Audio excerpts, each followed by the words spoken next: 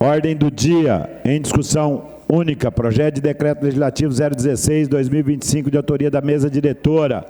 Aprova o nome de Sérgio de Paula por indicação do Poder Legislativo para exercer o cargo de conselheiro do Tribunal de Contas em vaga decorrente da aposentadoria do conselheiro Gerson Domingos. O parecer da Comissão de Constituição, Justiça e Redação foi favorável por unanimidade.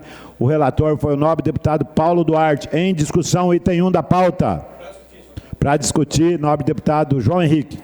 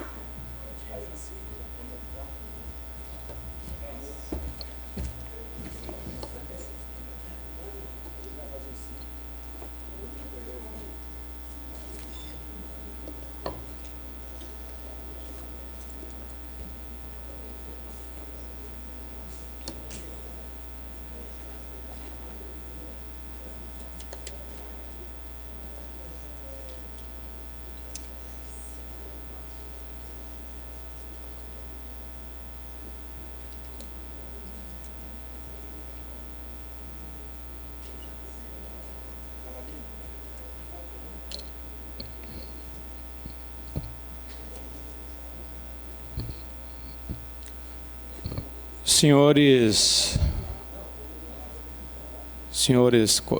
colegas, público que nos assiste, subo hoje nessa tribuna, senhor presidente, com uma das atribuições mais importantes, talvez, que pudesse passar pelo nosso cargo. Confesso que é a primeira vez que tenho oportunidade de passar por esse processo de indicação de um membro conselheiro de um órgão auxiliar da nossa casa. Fui buscar, senhor presidente e demais colegas parlamentares,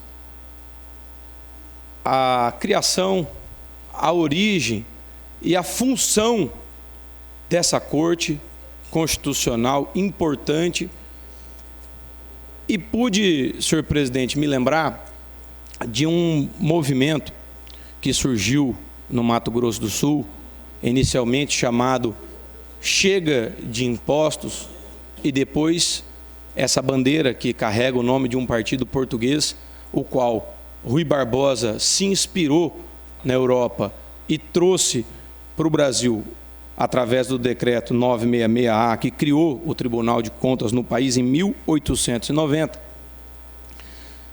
o Tribunal de Contas da União. Mas esse movimento, o qual participei, senhor presidente, na época, longe de pensar que estaria aqui nessa tribuna, nós fizemos uma vigília e acendemos velas frente ao Tribunal de Contas da União, seção, unidade aqui de Campo Grande, acreditando, clamando para que aquela corte exercesse as suas funções e prerrogativas.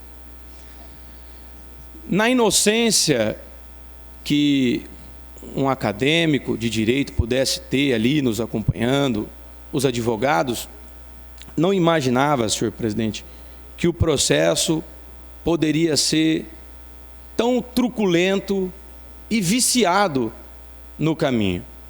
A nossa Constituição Estadual previu, senhor presidente, alguns requisitos: notório saber, reputação ilibada, idoneidade moral.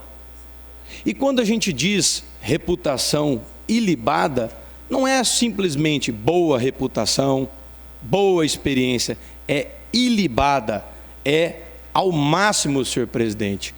Eu estou dizendo isso, senhor presidente, porque eu não estou tratando aqui, e não quero criticar uma escolha que quase a unanimidade dos colegas fizeram.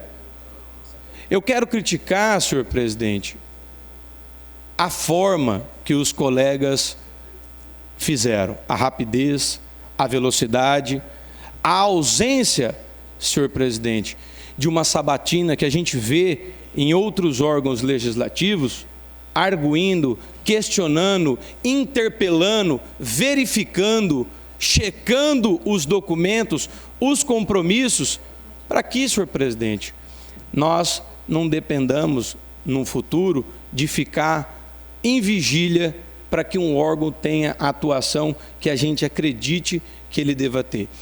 E digo isso porque, senhor presidente, algo acontece de errado naquela corte. E não é problema da pessoa que está sendo indicada agora. Senhor presidente, é problema do processo, é uma falha das nossas instituições. Basta nós lembrarmos, e não foi há pouco tempo, vem de muito. Nós tivemos uma decisão que afastou 3 conselheiros daquela corte e que não resolveram ainda as questões. Nós tivemos, senhor presidente, aqui nessa casa, parlamentares que subiram ali naquele microfone de à parte, aqui nessa tribuna, para criticar, senhor presidente, a atuação, discutiu-se afastamento nessa casa, cobrou-se posicionamento, mas o que nós temos que lembrar? Que nessa oportunidade, porque nas outras, muito está longe da nossa jurisdição, mas nessa oportunidade é o momento, em votação secreta, de nós exercermos a nossa competência. Aqui sim, hoje nós vamos ter oportunidade, senhor presidente, pelo menos assim que previu inicialmente a nossa Constituição, de exercer aquilo que a sociedade aguarda e espera. Se nós dissermos hoje sobre o currículo do indicado, que a gente viu, eu olhei, eu analisei, eu chequei, realmente ele preenche os requisitos e anexou todos os comprovantes devidos. Mas eu pergunto a essa casa, em que momento nós debatemos, o indagamos, o ouvimos, verificamos? Pergunto aos colegas parlamentares se verificaram os documentos, se sabem a maneira que há o preenchimento dessas condições que a vacância impôs. Então, senhor presidente, colegas parlamentares, acredito que nós precisamos nos debruçar sobre a instituição. E trago aqui o decreto 966-A, de 7 de novembro de 1890, que cria o Tribunal de Contas no Brasil. Artigo 1º, instituído, decretado pelo Marechal Deodoro da Fonseca, que hoje leva nome de rua e avenidas para que não nos esqueçamos. Artigo 1º, é instituído um Tribunal de Contas ao qual incumbirá o exame, a revisão, o julgamento de todas as operações concernentes à receita e à despesa pública. Artigo 2º, todos os decretos do Poder Executivo, ordens ou avisos dos diferentes ministérios suscetíveis de criar despesa ou interessar ainda finanças da República para poderem ter publicidade e execução, serão sujeitos primeiro ao Tribunal de Contas, que o registrará, pondo-lhes o seu visto, quando reconheça que não violam disposição de lei, nem excedem os créditos votados pelo Poder Legislativo.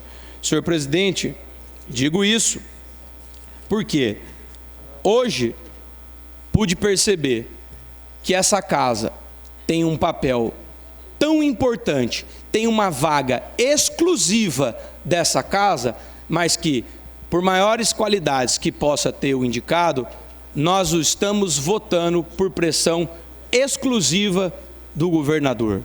E eu digo isso porque fui entrevistado, interpelado, questionado, indagado, de todas as formas, e não porque essa casa livremente gostaria no processo de colocar este ou aquele indicado. Para concluir, deputado.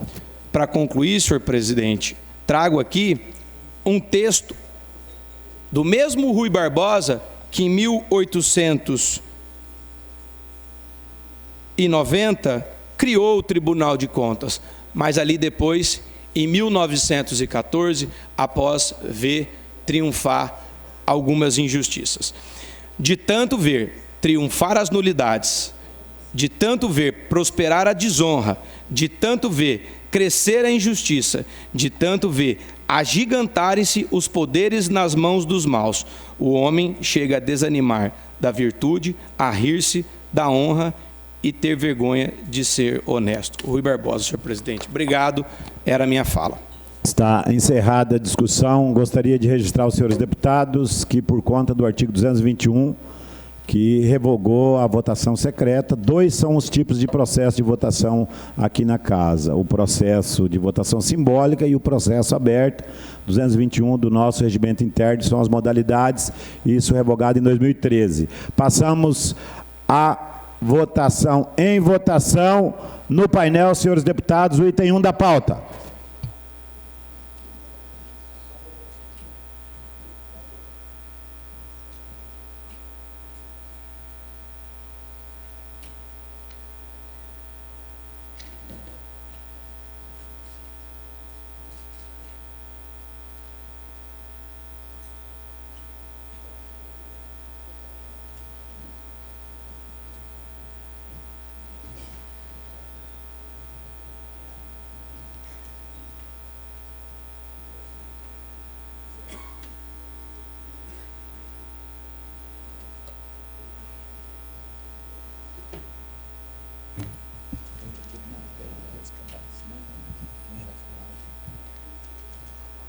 Ainda em votação, senhores deputados?